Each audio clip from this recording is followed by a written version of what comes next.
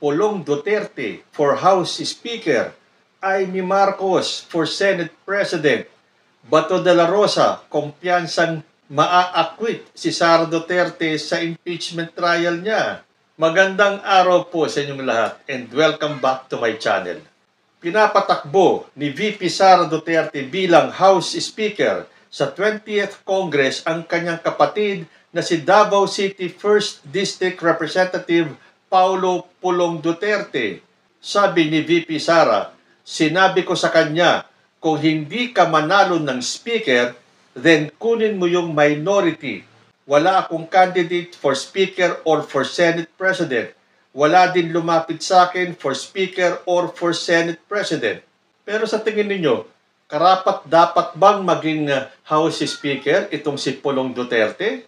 Pero may panama ba siya kay House Speaker Martin Romualdez? Sabi po dito sa balita ng PTV, majority members of the Liberal Party have officially joined the expanding supermajority coalition in the House of Representatives supporting the continued leadership of Speaker Martin Romualdez in the 20th Congress, bringing the total number of formal signatories to 278 out of 285 House members who have expressed their backing. So paano nila mapapatalsik si Speaker Martin Romualdez kung 278 out of 285 na miyembro ng House ang nagpapakita ng suporta kay Martin Romualdez? Deputy Speaker David J.J. Suarez of Quezon said, this development cements the broadening consensus across party lines that Speaker Romualdez remains the most unifying, competent, and effective choice to lead the chamber during the crucial second half of the Marcos administration. Sabi ni Suarez, as of today, 285 House members have expressed support for Speaker Romualdez, with 278 lawmakers having already signed formal declarations, including 4 out of 6 members of the LP who are now part of the larger movement for legislative continuity and national stability. So sa balitang to pa lang, basag na po ang ambisyon ni Sara Duterte na maging House Speaker si Pulong Duterte. Talagang desperate moves talaga si Sara Duterte, no? Gusto niyang makuha ni Pulong Duterte ang House Speakership. Bakit? Dahil kapag sinwerteng maging House Speaker si Pulong, may magagawa siya para harangin ang impeachment trial ni Sara Duterte. Sunod, si Amy Marcos naman for Senate President. Ayon po kasi sa balita, kinumpirma ni Senadora Amy Marcos na may ilang mga kasamahan niyang senador ang lumapit sa kanya para siya ay maging kandidata sa pagkapangulo ng Senado. Sabi ni Senator Amy Marcos, some senators have approached me with the proposal to be their candidate for Senate President. Whoever will be elected by our peers, whether it is me or not, there are certain congressional reforms that need to be undertaken. The most important is reform in the budgetary process. Tigilan na ang mahiwagang BICAM. So, sino-sino kaya yung mga senador na lumapit kay Amy Marcos at hinihikayat siyang tumakbo bilang Senate President? Malamang sa malamang, yan pong mga kumausap kay Amy Marcos ay mga miyembro ng Duterte Bloc. Siyempre nga naman, kapag si Amy Marcos ang naging Senate President, burado na ang impeachment trial ni Sara Duterte. Kayo, gusto niyo bang maging Senate President si Amy Marcos? Hindi na dapat kabahan si Amy Marcos kung ang pag-uusapan ay ang impeachment trial ni Sara Duterte. Dahil para kay Bato de la Rosa, kumpiyansa siya na maa-acquit si VP Sara diyan sa kanyang impeachment trial. Sabi po dito sa balita, Sara has numbers in Senate impeachment trial. Sabi po yan ni Bato de la Rosa.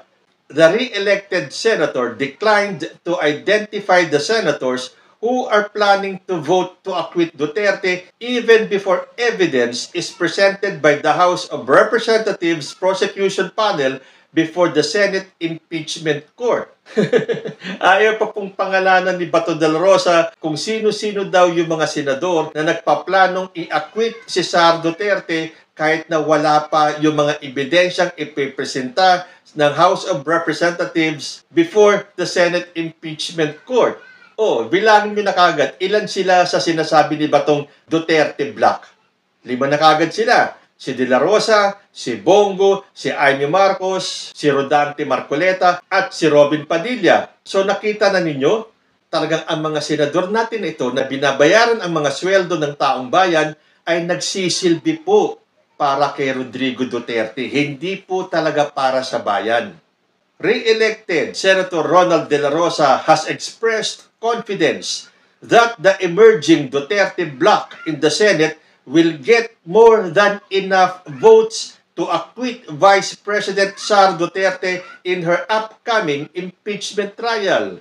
De La Rosa said they already have more than 9 senators on their side based on the emerging composition of the incoming 20th Congress. Punto ni De La Rosa, I am confident of an acquittal because we are seeing our non-allies changing their stand. The numbers are growing as far as our side is concerned. I don't want to name them and then make them change their stance depending on the course of the impeachment trial. But as of now, I am confident we have more than 9 votes. So nakita nyo na, ngayon pa lang, pinagyayabang na ni Bato de la Rosa na mananalo sila at maa-acquit si Sara Duterte. Wala na silang pakialam sa mga ebidensya. Siguradong hindi nila pakikinggan ang mga ipipresentang ebidensya dahil sarado na ang isipan nila. Dahil para sa kanila, acquittal ang kanilang ibibigay kay Sara Duterte. So ngayon pa lang, alam na po natin, kapag nagkaroon ng acquittal, ito ay dahil sa mga senador na ang pinaglilingkuran ay ang pamilya Duterte at hindi ang sambayanang Pilipino.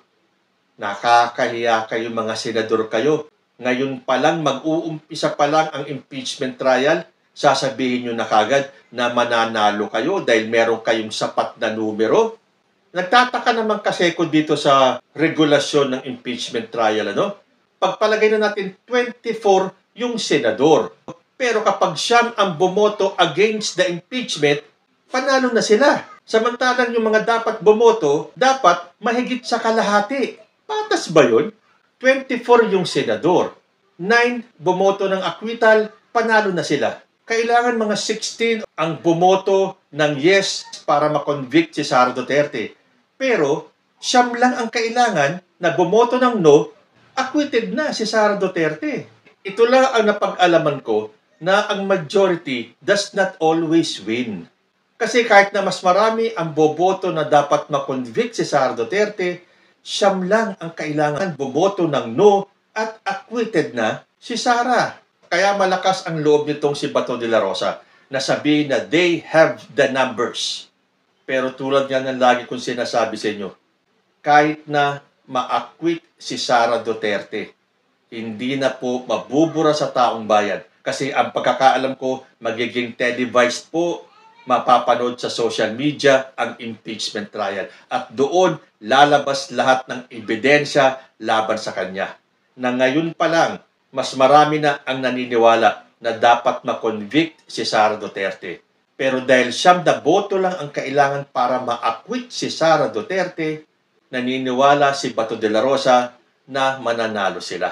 But then again, sabi ko nga sa inyo, the whole world will know kung anong klaseng vice-presidente meron tayo at kung anong klaseng mga senador na ating pinapasweldo ang magpapatunay na sila ay nagsisilbi para sa isang pamilya lamang at hindi para sa mga Pilipino.